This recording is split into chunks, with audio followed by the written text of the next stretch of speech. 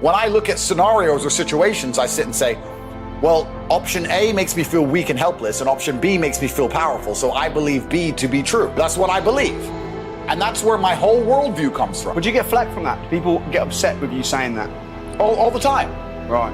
But those are people who have a different version of objective reality, and their reality is not geared towards competitiveness like mine is. The primary objective of my thoughts and feelings and reality is to win. The only reason my brain activates is to win. It's not to feel happy.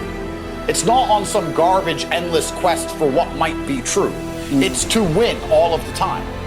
So I optimize for competitiveness, and I optimize for performance in all things, which is very unpopular with a lot of people. Most people don't optimize for that. Most people optimize for the worst thing possible.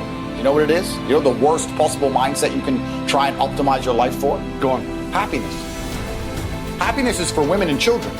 You're allowed to be happy as a woman, and you're allowed to be happy as a kid. As a man, if you wake up and go, I want to be happy today, you're going to do unimportant, narcissistic, hedonistic garbage.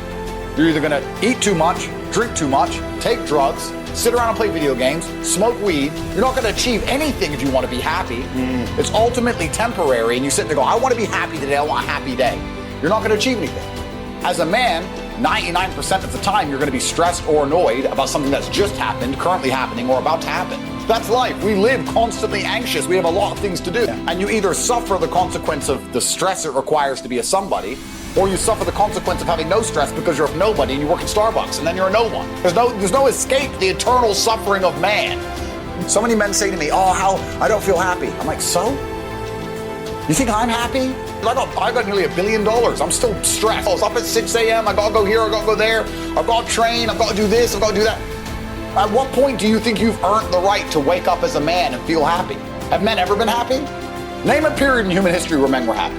Because if I think back, they were all dying in ditches. Yeah. But if you wake up and say, no, I don't want to work, I just want to be happy. No, I'd be miserable. Well, everybody would be. In fact, I retired at 25 and was miserable after 2 years. No, winners would be miserable. But losers love it, and that's why they lose. Okay. Losers say all the time, losers have this problem with temporary motivation. A loser will come and say, I really want to change my life. I can't live like this anymore. And they'll mean what they say for about 2 days. And then they're happy to go back to being a loser again. You know, they really want it Monday to Friday, but on the weekend, they're happy to go back to how they were. And that's why they never escape. They never get the terminal velocity required to break free from the atmosphere of mediocrity. So, yeah, I'm conditioned to win. Just like you said, you can't handle the idea of stagnation. You can't handle the idea of retirement. I'm the same. But I'm not going to lie and pretend that that mindset means I live stress-free. In fact, I would argue that I adopt endless stress all of the time because I'm looking for problems to solve, because I'm looking for money to make. I'm looking to win.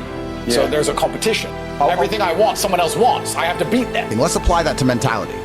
You're not going to argue with yourself about what mentality you should have or how you should implement a mindset to be most combatively effective and what's going to make things work the best. If you're already working the best, you're not going to doubt your mind if you're already massively successful in all realms. The reason none of my enemies can convince me the way I think is wrong is because I outperform them. How can you tell me that my mindset is wrong and the way I think and act is not the correct way to be a man if I ruthlessly outperform everybody at everything? I'm better under stress, I'm more successful, I'm more well-known.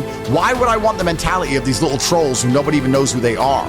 They're insignificant nobodies. Why would I want to adopt the thinking of sad losers when I can be a competent, capable, and happy winner? And this is extremely important, but let's keep it on the mindset here. If you start to succeed in the way you need to succeed, you will no longer doubt your thinking patterns.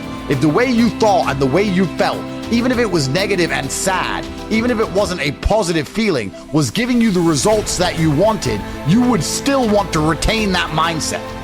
This is extremely important. You know, people ask me for advice and they say, Andrew, what should I do here? And I'll answer it and they'll go, but I don't think that would work because of this. Since when is this a conversation?